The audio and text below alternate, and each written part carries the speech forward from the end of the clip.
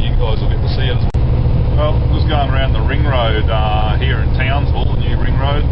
This is the first time I've driven on it in a truck, and yeah, almost at our first stop. Now, something I've got to explain to all those drivers in North America, something I haven't talked much about since I've been here back home in these videos is logbooks. Now, yeah, different driving hours. In Canada it was 13 hours maximum you could drive for the day, and in the US 11. Well, Australia's smack bang in the middle at 12 for any 24-hour period. Your maximum driving or working time, total working time, is 12 hours.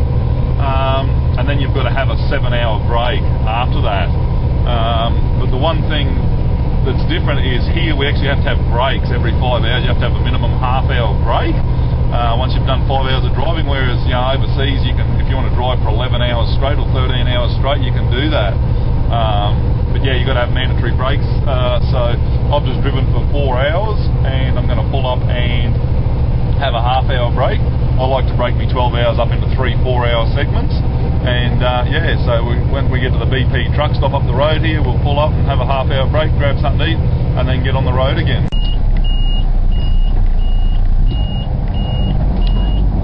There we go, 1, 2, 3, 4 fueling bays. Well, yeah, 4 fueling bays for a city that's got a population of around about the same as Saskatoon, so you know, and most of the truck stops haven't even got that. Most of them only got 1 or 2, so.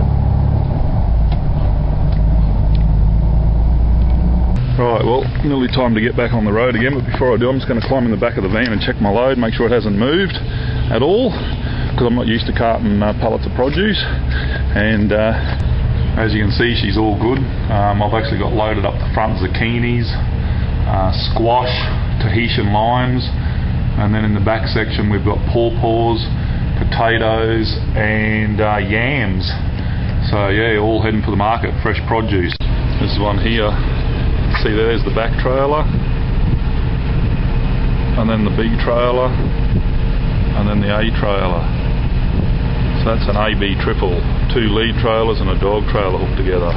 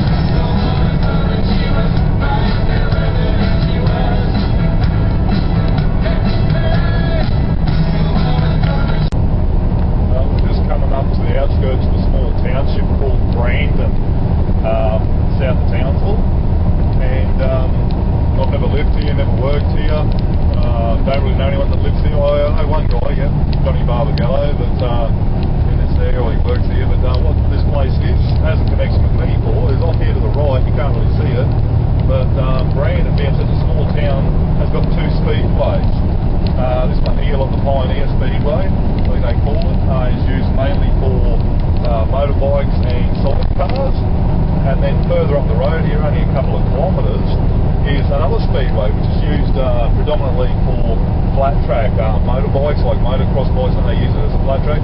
But they also do have car races there as well. And this particular speedway up here on the left-hand side, just before we go across the railway crossing into Brisbane, was the place where I had my first ever sprint car drive when I was 18 years old.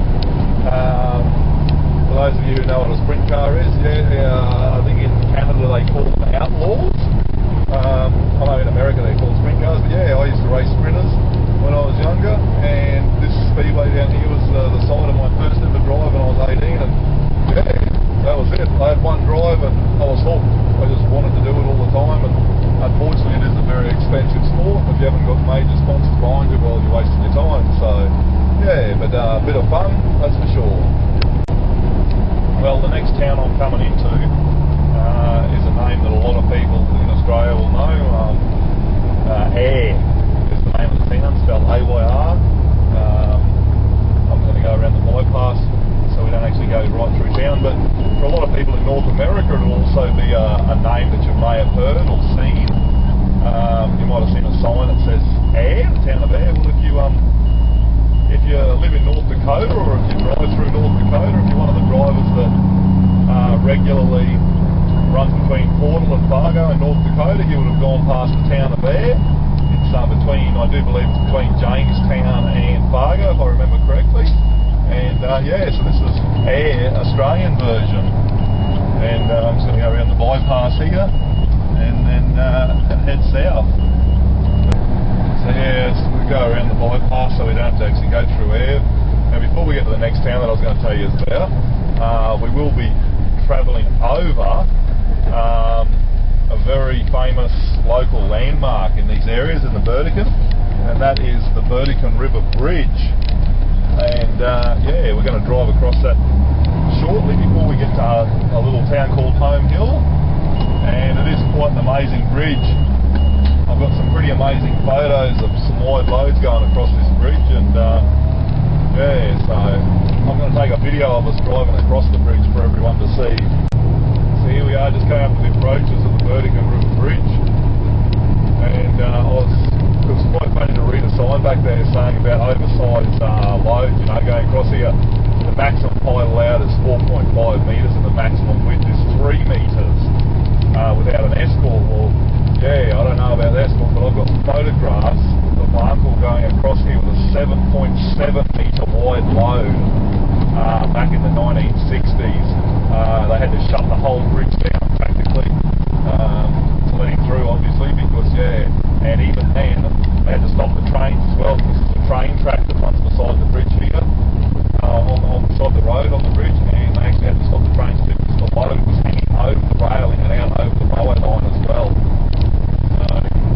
Yes, this is the mighty Burdekin River, and iconic landmark for the Burdekin River Bridge we're crossing.